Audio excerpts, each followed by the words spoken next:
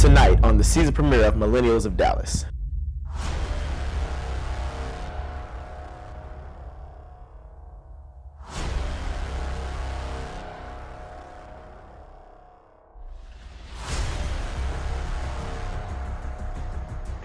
But let me tell you what happened. What happened was he was upset because I confronted him on things that he was doing. Like the only friend he really had at the reunion that day was Ty. We talk every day. Why choose that moment to hash out certain issues or differences that you had with me? Yeah, you felt that way. You had plenty of time. You had ample opportunity to come to me and text me outside the reunion. Yes, you did. If you would let me fucking talk, then I would answer. Because you took an opportunity. You knew I was into it with this one and this one, and then so you came to the reunion. You came with that bullshit storyline about editing because you had no fucking storyline last year. Let's be honest. Let's be real.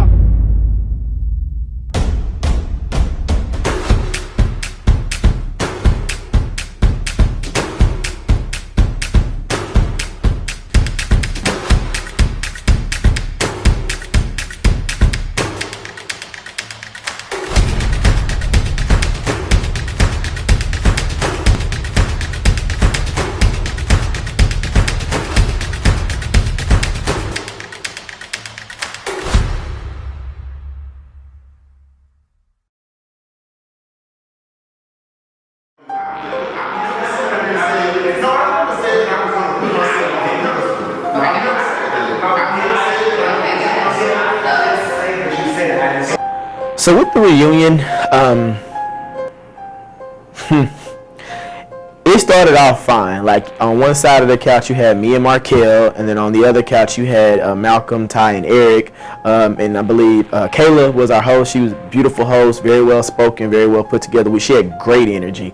But once the questions start rolling out, I think people's attitudes and egos got in the way of us being able to complete and finish the reunion taping. It was a lot.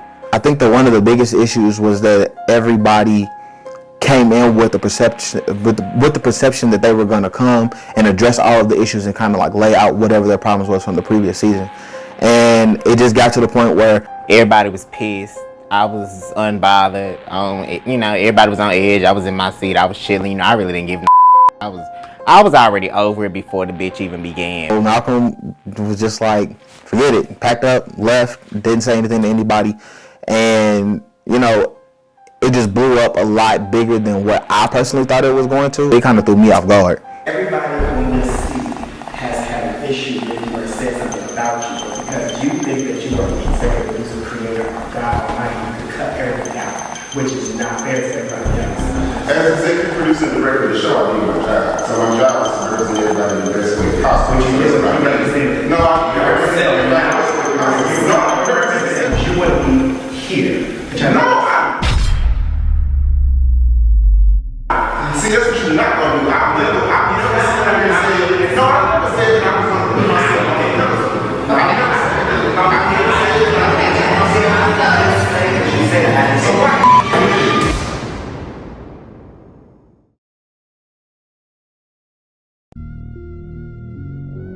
So, What's been going on? what do you want? Oh, so we on this year? You brought me here. Yeah, I'm the only friend you got. You barely got that one. Well, we're here. I'm only here because you asked me to. Yeah, I want to see my friend and catch up with you. Like, I haven't seen you since what would have been or what should have been our reunion. It's the last time you've seen John James. I've been working on me pretty much, expanding my image consulting brand and working on, becoming a full-time stylist. I have a few clients that I've been working with. Primarily, I'm working with Eric and Ty for right now. So, I know last year I talked to you about wanting to get into image consulting and taking on clients. And, I am still working with Eric. Primarily. How was that? It's going good. Like, if I could just get Eric to get out of his comfort zone and try new things, it's like taking baby steps. I never try to force him in anything that he doesn't want to do, but I am still mentoring him to expand his mind and his horizons so that he doesn't limit himself. Because in modeling, you can't limit yourself. You can't say, I don't want to, or I don't feel comfortable. You kind of have to take it with a grain of salt as constructive criticism and move forward. And I'm also working with Ty now, too. But does Eric still think that taking outside pictures are timeless? Show more of a nature background because, nature is timeless. So. I thought y'all were good. We are good. It's only 10:30 in Dallas. So we are good, but that's what he said. So how's Ty? Ty is good. Like, Ty is easy to work with. I think me and Ty, we have like the same personality, and he's very business-minded and direct on what he wants. I like working with Ty and Eric. I mean, we're friends, so that makes the job a whole lot easier. They're easy to work with, but they're very different in what they need. I feel like right now, Eric is more so focused on his modeling career and the foundation of that. So we've been making sure that he's gonna roll his website out. So we're making sure he has enough content for that. With Ty, on the other hand, he's all about casting calls, and he's pursuing this acting thing. So he's like more networking techniques we've been doing with him. So next weekend, I actually have a meeting set up. Have you ever heard of Crave Magazine here? It's based out of Dallas. I have a meeting set up for them to meet the publisher of the magazine. His name is Will Young, and I really want him to just sit down with them and like kind of not, I guess, mentor them, but like give them like the do's and don'ts of modeling. So from another black male that's established in the industry, that's helped many other countless black males go from Dallas to LA to Miami to New York, wherever. So are you like their manager? I'm not their manager, but I do want to put that under the umbrella of image consulting, because that's really ultimately what my goal is. And then from there, once I get those two established, I'm going to branch out with more clients. I actually have a mentor too, a female that's a stylist. She's based in Dallas as well. She's taking me under her wing just to show me, the foundation of like, if you're going to take on clients, you need to know their measurements, how to take their measurements, their style, if you're going to work primarily with men, primarily with women, and just go from there. I think I'm setting myself up to I'm not saying that I know everything, but I'm setting myself up to have a solid foundation for where I want to go. But I've been putting in a lot of hard work with both of the fellas, and everything's been going good so far. They're pleased with the work that I've been putting in, and all the goals they've been wanting to get accomplished. We're knocking them off the list, checking them off. So I'm enjoying it. So speaking of, have you talked to any of the other fellas, like Ty, Eric, I've talked Jason? Okay. I talked to Ty a few times. Yeah, I have to. I went to Eric's house. He invited me to his housewarming that you didn't show up to. That was cool. Hey, I was with him earlier that day, styling him for the said reunion. So we did see each other. So you weren't there. And then I don't even. Jason's your friend, so I have nothing against Jason. That was sarcasm. I just want to see what you were gonna say. Have you talked to Malcolm? I don't know who that is. I haven't seen him since he walked off the set of the reunion taping. How did you feel about that? I don't know who you're talking about. Your other EP? Sir, I have no idea. You gotta stop bringing his name, but I don't know. Was sitting on the couch next to Ty and Eric. How did you feel about that? Oh, the one that kind of slid up and acted like he was gonna fight me? So with the reunion, it started off fine. Like, people's attitudes and egos got in the way of us being able to complete and finish the reunion taping. Like, it was all fine and dandy when certain questions were asked of certain cast members, but then other cast members felt like, when it came time for them, or for us to have an opinion on their, storyline, or their, what they bring or what they did last season, people got in the hot seat and had to get their ass up and literally leave. After that whole supposedly reunion situation, no. And I don't feel like I have nothing else to say to him. He needs to come to me and apologize for his behavior. What do you feel like it was his deal that day? Like, he just seemed so I don't know what his deal was, but let me tell you what happened. What happened was he was upset because I confronted him on things that he was doing. Like, the only friend he really had at the reunion that day was Ty, and that was barely. Ty was definitely riding the fence. But the issue I have with Malcolm is that I feel like he can be very biased and very like, things are fine and dandy when it's us, but then when it's him that gets put out in the forefront, is like... No, I'm not gonna say that. I just feel like sometimes he can be all about self. Yeah. And he's gonna make sure that he looks good at the end of the day. He wants Malcolm to be looking good, and whoever the stragglers are behind him, it doesn't matter. I feel like last year he thought he was the nucleus, but he's actually the cancer. I cut the cancer out. You with the chemo? Radiation. Hello. I understand where Markel was coming from. Man, maybe that's something Malcolm can take as constructive criticism. Give everybody an ample amount of time to shine, and then if you're gonna ask us for our opinions, let us express them. Just like last year when he was talking about how he had receipts on Jason, he's going through his phone and stuff. I have those same receipts on conversations that him and I have had, and he knows exactly what I'm talking about. So for him to sit up there and deny it in my face really pissed me off. So we could definitely have a one-off and see how it goes, but as far as me reaching out to him, I'm not interested. I thought about reaching out to him, and don't get mad at me about this, but honestly, I'm not in the same place I was with him last year. I know last year he was upset at me for, defending Jason, and, I was just being for what was right at the end of the day. But I'm not in the same place. What are you trying to say, you're friends? No, we're not friends, but I don't hate him. No. I don't hate him in the pocketbooks. Pocketbooks. But no, I just am not in the same place that I was last year. I don't want any negativity. That's fine. I don't want you to be negative. No, I'm not saying that you want me to. Be his friend. Listen, no, I'm not saying be his friend. I'm not trying to be I'm just be saying, everybody's friend. Be open-minded. Be optimistic. Clear your conscience. Like, do what you got to do. Not clear. I don't have a guilty conscience. I meant everything I said, but I'm not holding on. You said. Exactly. But you know what I'm saying. You know, and I meant what I said when, you know, what did I tell him? I said, he said he's going to film school, but here you are in Dallas. I said I was going to film school. Let's get that correct. No, I said I was going to film school, as in I'm still going to film school. I'm actually doing some and I actually got receipts to prove that I'm actually doing some stuff. I meant that, but you know, I was just like, that was an observation I made. So shady. And everybody, listen, it's just a statement. Everybody comes to me like I'm the shady one. You are like the king of shade. No, I'm not. Not really, you are. But anywho, I just, you know, tie up loose ends, talk, like, just to see, you know, how he's been doing, where his head is at, like, yeah. I'm going to gauge off you. If you feel like after you have a conversation, if I get a bad vibe, then I'm going to say, hey, leave it alone. Like, I just want to kind of test the water. If you have a good vibe, now that we all throw me up in there. Throw your line. Throw me up in there, you know. See what he's saying. If you feel like we can work something out, fine. I'll be open to it. Other than that, but as of right now, all right, I gotta go. Mm-hmm. We can definitely. You see how you are? You gotta go. Yeah, when I put you out, you know what you do? We can catch up. We'll do. Love you. Nah, I don't love you.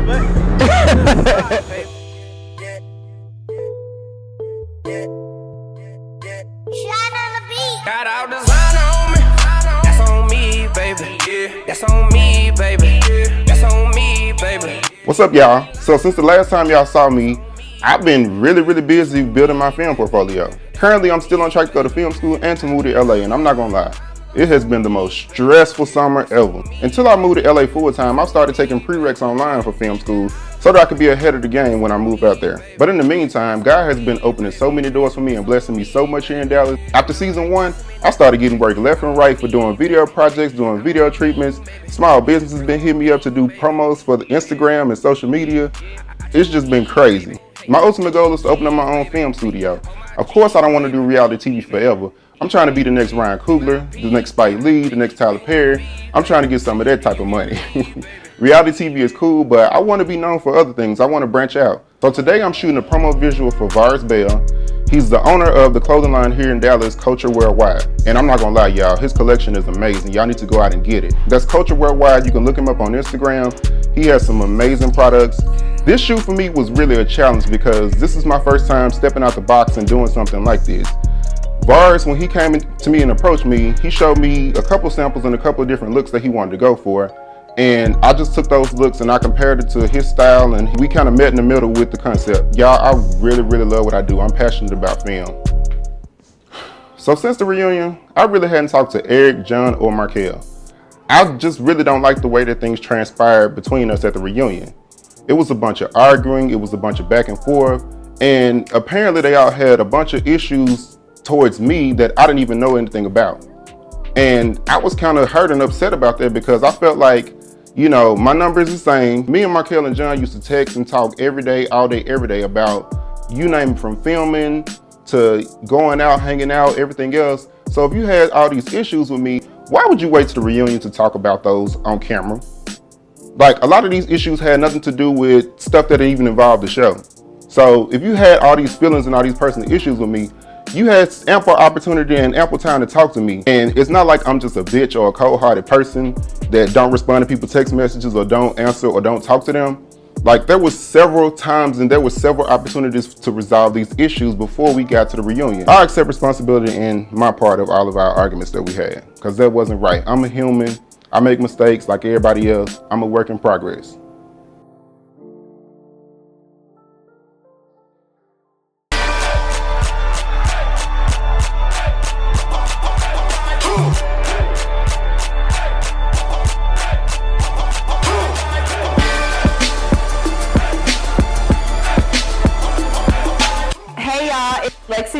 I'm 22 years old and I'm from Louisiana.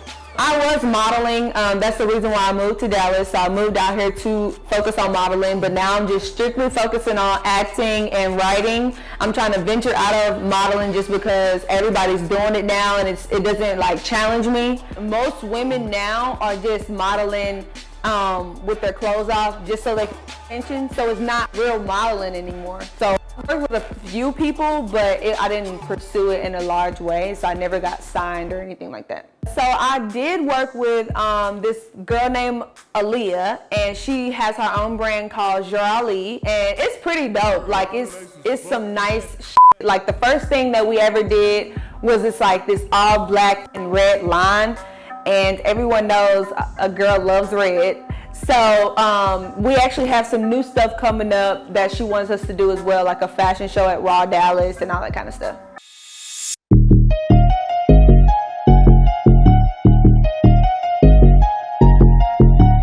Body cold, frosty cold, and I'm so bossy, and I so saucy, and my clothes cost me life. My name is Allie. I'm from Arlington, Texas. I'm 20 years old and I'm a fashion designer. I started designing from the age of 3.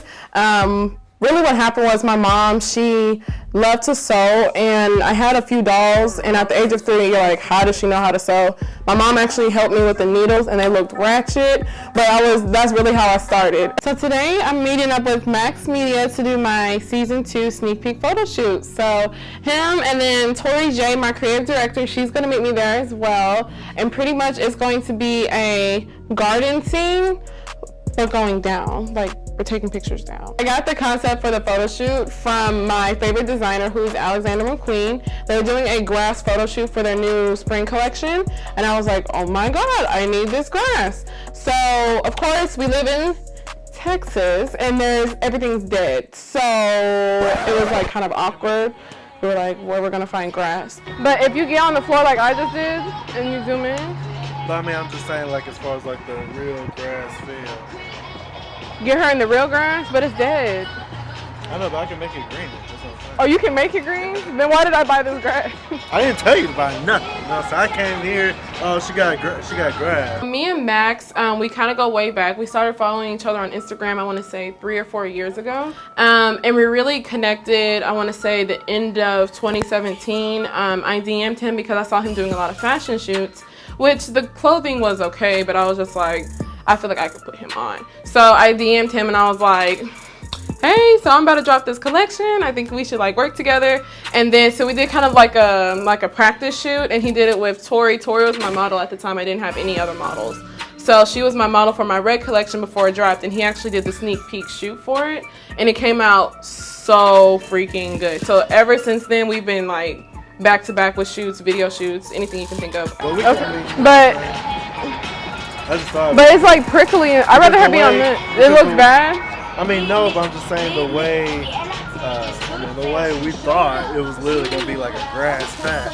True. All right, cool, boom. When it comes to turf, nothing against Tori though, because only so much was available. You know what I mean? Because it's not spring yet, technically. Exactly. But at the same time, I think one of the main reasons it looks dead is because of the color. So you want to use this prickly ass grass, and you're gonna turn it green. All right, bet, let's do it. We'll do both. Okay, so do you want her to do it now? Yeah, we'll do both. Okay, can we get Tori on here, then we'll shift everything over here? Okay, so we're gonna do you one more time, then we're gonna do Tori, and then we're gonna shift to the prickly ass grass.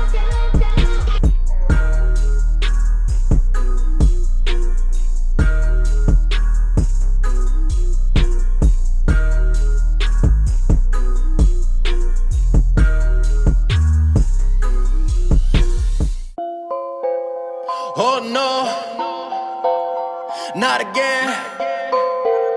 Royal Squad. They ain't really messing with the squad though. They ain't really messing with the squad though. What's up, everybody? I'm Stefan Royal. I'm born in Cali, but I'm Triple D raised. From the Triple D to the west side, throw it up, hands up, sky high. From the Triple D to the east side, north side, south side, baby, worldwide. Y'all may know me, from BET Experience, performed there many times. I'm actually going back this year. BT, what's good? Triple D in the building. Yeah, okay.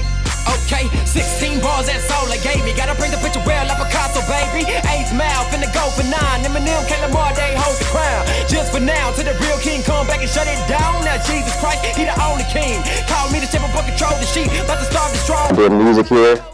Dallas is my stomping ground, so y'all know me. If you don't know me, you're gonna get to know me. I'm also an actor as well as a model, so man, I'm a triple threat. We out here. Today, you know, I flew in from LA and I did this amazing photo shoot as well as a video visual for my new song, Messing with the Squad. Me and my stylist again, Brianna Shea, she came out. She was a stylist and a designer for me because she styled me as well as I was able to go ahead and put on Lady of Influence, hottest brand in the city, man. So that was an amazing experience. We did it at Dallas Arts District, you know what I'm saying? And all I can remember is the security guard coming outside talking about we can't shoot here, and we did it anyways. So, you know what I'm saying? So we were sitting up there, we was like, okay, you can go ahead and go. And then as soon as he left, we stood right back up there and we did it again and we did the shots and everything was cool. So I was like, dope, man. We made it work. Stefan isn't the first artist that I have designed for. He is definitely one of my favorites. He has a look in mind. He always has like a vision of what he wants. So that makes it a lot easier for me because all I have to do is just go along with his vision. But I also like that, you know, he trusts me to actually do something that maybe is a little bit out of his comfort zone, but it always works out. Overall, man, the video was absolutely amazing. Like, he captured everything that I wanted. Like, I wanted to show that I'm an artist. I wanted to show that I'm a fashion model. I wanted to show that I'm an actor. So I incorporated all three things in this. Like, and he was able to capture the vision to the T.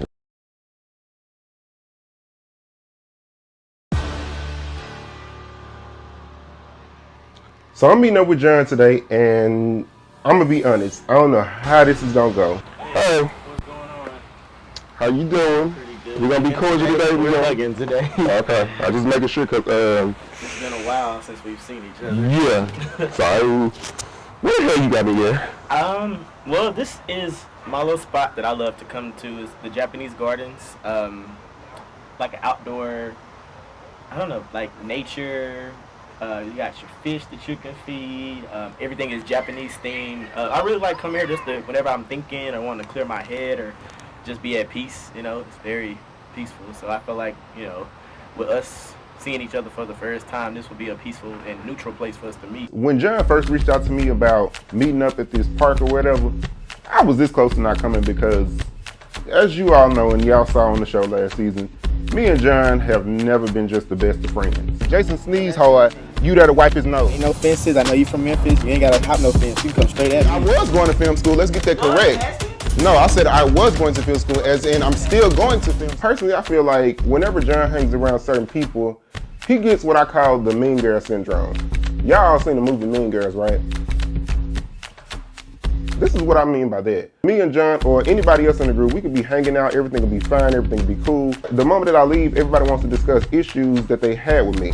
If you had an issue with me, you could have addressed that or brought that to the forefront when I was there. If the basis of your friendship revolves around bashing somebody or having a common enemy, y'all not really friends. But in the spirit of trying to try new things and try to work on my attitude and delivery, I'm willing to sit down and hash this thing out and see if we can meet somewhere in the middle. So what's been going on? I haven't seen you since the reunion. Nothing much, you know, I had to, you know, take a break from the group because a lot of stuff happened last year that I just... Like, that day was so draining and then stressful, and you kind of walked out and just left everybody. Yeah, I did because, honestly, you know, I felt hurt and betrayed by the stuff that Markel said. You know, it kind of threw me for a loop because I did think that we were better friends than that. You know, he accused me of, you know, editing him to make him look bad. He accused me of, you know, basically he accused me of trying to derail him and ruin his reputation. I'm gonna have to say I do side with Markel because, like, I mean, as a fellow cast member, I experienced that as well. I don't think it was that you were attacking like his professional career or anything that he's doing, you know, with his book or anything like that. We did, as a group, feel there were times that you didn't portray us in a favorable light, but you always made sure that you came out on top, or that you always, like, you could shade us, but we couldn't shade you, pretty much.